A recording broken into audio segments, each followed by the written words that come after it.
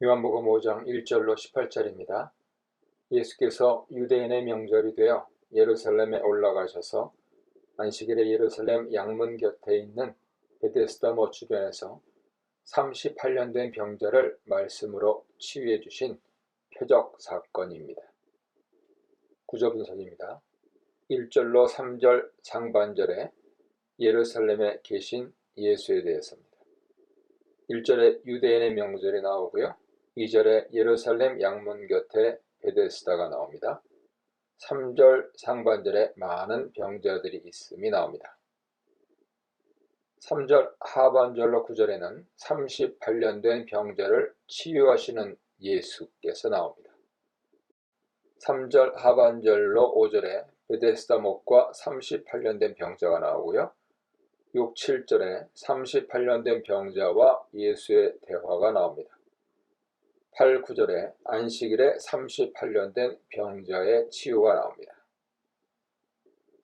10절로 15절에 유대인들의 안식일 논쟁이 나오는데요. 10, 11절에 유대인과 치유받은 병자의 안식일 논쟁이 나옵니다. 12, 13절에 치유받은 병자가 인식하지 못한 예수가 나오고요. 14, 15절에 예수의 경고와 치유받은 병자의 배은망덕이 나옵니다. 16절로 18절에 하나님이신 예수인데요. 16절에 유대인의 예수 박해, 17절에 안식일에 일하시는 예수, 18절에 하나님이신 예수가 나옵니다. 배경입니다. 예수께서 유대인의 명절이 되어 예루살렘 성전에 가까이 오신 것을 양문을 통해서 알 수 있습니다. 유대인의 명절은 유월절, 초막절, 장막절이라고도 하죠. 77절, 불임절, 나팔절을 의미합니다. 하지만 본문의 명절이 어떤 명절인지는 알 수 없습니다. 유대인들은 안식일에 노동을 금지하는 39개의 규정이 있었습니다. 안식일 노동 금지 규정 가운데 자리를 들고 걸어가는 행위는 물건을 나르는 일과 같아서 안식일 규정을 어긴 죄에 해당합니다. 도움말입니다. 2절에 양문 곁에 히브리 말로 베데스다 하고 행각 5이 있고 되어 있는데요. 양문은 양의 문으로 예루살렘 옛 도시의 북동쪽에 위치한 작은 문입니다. 그 옆에 있는 베데스다 못에서 양을 성전에 바치기 전에 깨끗하게 씻기 위해 이 문을 사용했습니다. 베데스다의 문자적 의미는 자비의 집이죠. 행각 5은 기둥만 있고 벽이 없는 주랑 5채를 의미합니다. 3절 하반절로 4절 물의 움직임이 나오고 낫게 되밀어라 되어 있습니다. 한글 성경에 어떤 서본에는 이 괄호의 구절이었고 3절에 누워는 누웠으니로 되어 있음이라는 설명이 있습니다. 현재 우리가 사용하는 그리스어 성경에 없는 부분을 번역한 것입니다. 그 내용은 당시 유대인들의 미신적 행위인 민속 신앙을 반영하고 있습니다. 7절 참조하세요. 10절에 네가 자리를 들고 가는 것이 옳지 아니하니라 지적합니다. 당시 유대인의 안식일 규정에 의하면 안식일에 물건을 나르지 못하게 했습니다. 유대인들은 안식일에 39가지 노동을 금지시켰죠. 13절에 고침을 받은 사람은 그가 누구인지 알지 못하니 합니다. 38년 된 병자가 자신의 병을 치유해 준 예수를 처음부터 인지하지 못했다는 뜻이죠. 16절에 유대인들이 예수를 박해하게 된지라. 요한복음에서 유대인들이 예수님을 핍박하게 된 첫 동기가 예수님의 안식일 위반입니다. 18절에 유대인들이 이로 말미암아 더욱 예수를 죽이고자 하니 라고 되어 있습니다. 예수께서 안식일 규정을 위반할 뿐 아니라 자신을 하나님과 동등하다고 말씀하시죠. 유대인들은 그를 핍박하는 정도를 넘어 죽이려고 했습니다. 이 문단에서는 오늘날 사람들이 예수님 대신 무엇으로 치유받고 있는가에 대해 적용해 보시기 바랍니다. 요한복음 5장 19절로 29절 말씀입니다. 예수께서 유대인들에게 하나님이 자신에게 심판하는 권세를 주셨다고 선언하시며 최고의 재판관으로서 죽은 자를 심판하여 생명과 심판의 부활에 이르게 하실 것을 예언하십니다. 구조 분석입니다. 19절로 23절 아들에게 맡긴 심판의 권세입니다. 19절에 예수님 선언 나오고요. 20, 21절에 그보다 더 큰 일이라는 중요한 말씀이 나옵니다. 22, 23절에 아들에게 맡긴 심판에 대해 말씀하고 있고요. 24절로 29절에 영생과 심판에 대해 말씀합니다. 24, 25절에 영생과 심판 선언이 있고요. 26, 27절에 아들 안에 있는 생명, 28, 29절에 생명과 심판의 부활에 대해 말씀합니다. 배경입니다. 다니엘 7장 13절 이후처럼 구약성서의 몇몇 본문은 하나님 권위 아래 통치할 왕을 언급합니다. 그런데 죽은 자를 살리고 심판하는 것은 오직 하나님만이 가지신 신적 특권입니다. 하지만 예수께서는 자신이 심판하는 권세를 갖고 있음을 언급하면서 이 권세가 아버지 하나님으로부터 부여되었다고 선언하십니다. 고대 유대주의는 의로운 자와 불의한 자가 최후의 심판을 받기 위하여 마지막 날에 모두 부활한다고 가르쳤습니다. 도움말입니다. 19, 24, 25절에 진실로 진실로 너희에게 이르노니 말씀합니다.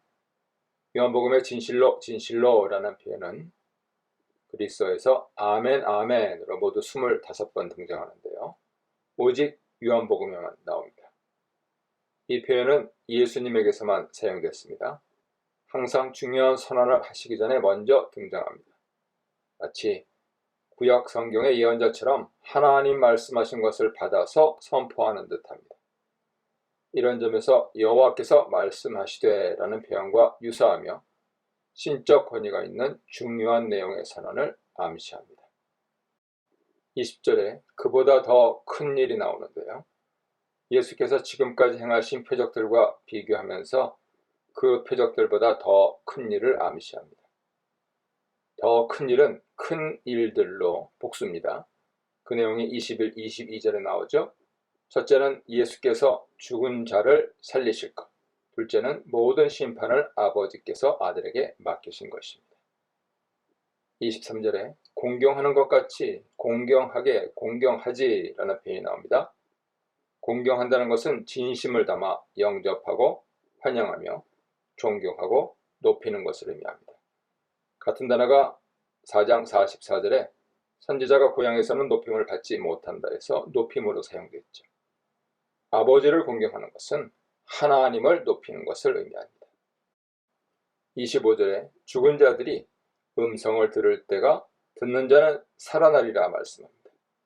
예수님의 이 선언은 직접적으로 나사로 사건을 이어나는 것이죠. 동시에 종말에 일어날 종말론적 사건을 암시합니다. 27절에 인자가 나오는데요. 인자는 묵시문학의 종말론 예언에서 최고의 재판관 기능을 수행합니다. 요한복음에서 인자는 모두 13번 사용됩니다. 이 가운데 요한복음 12장 34절에 2번 인자가 나오는데 예수님 주변의 무리들이 예수님께 질문하면서 사용하는 예외적인 경우고요.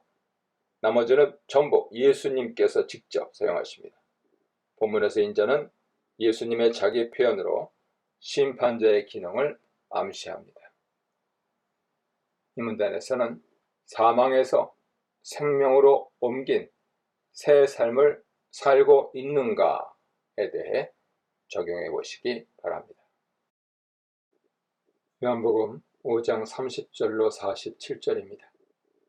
예수께서 유대인들에게 자신이 하나님의 아들이며 심판하는 권세가 있다는 것을 세례 요한과 하나님 아버지의 증언으로 제시하시고 구약성서와 모세도 자신을 증언한다고 말씀하십니다. 구조 분석입니다.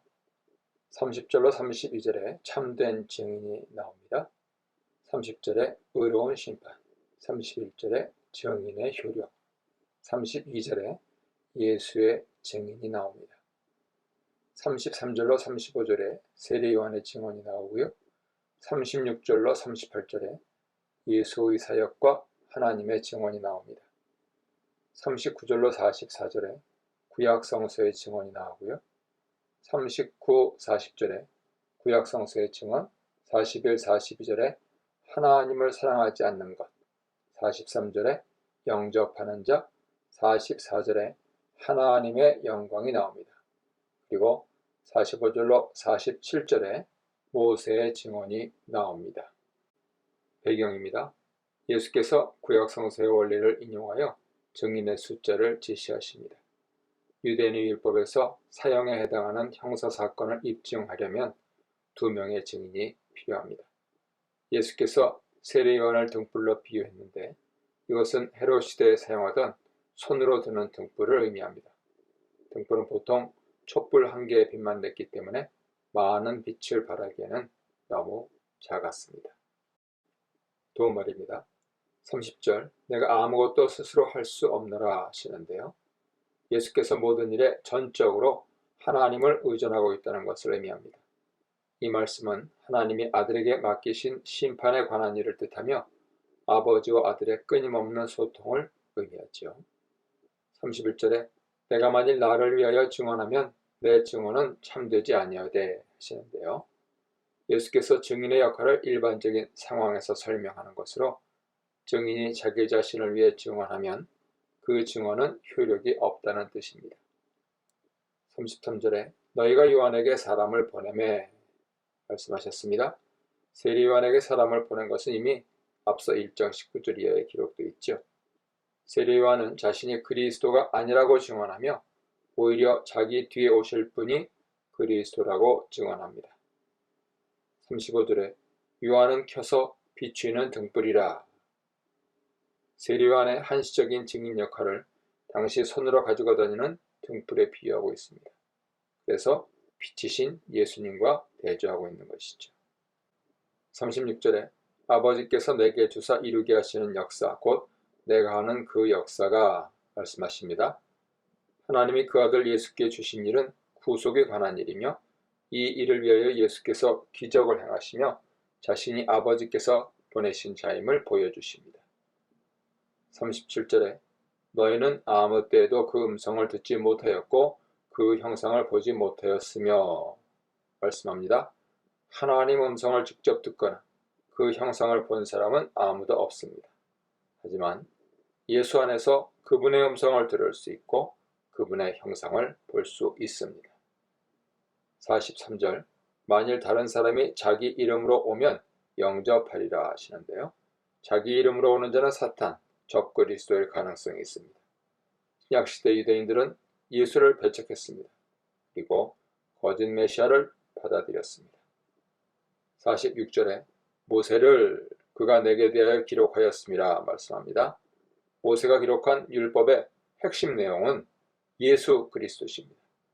요한복음 1장 45절에서 빌립이 모세의 기록에 대해서 나다나엘에게 증언하는 기사가 나옵니다. 이 문단에서는 누가 혹은 무엇이 예수께서 생명의 주시라고 나에게 증언했는가에 대해 적용해 보시기 바랍니다.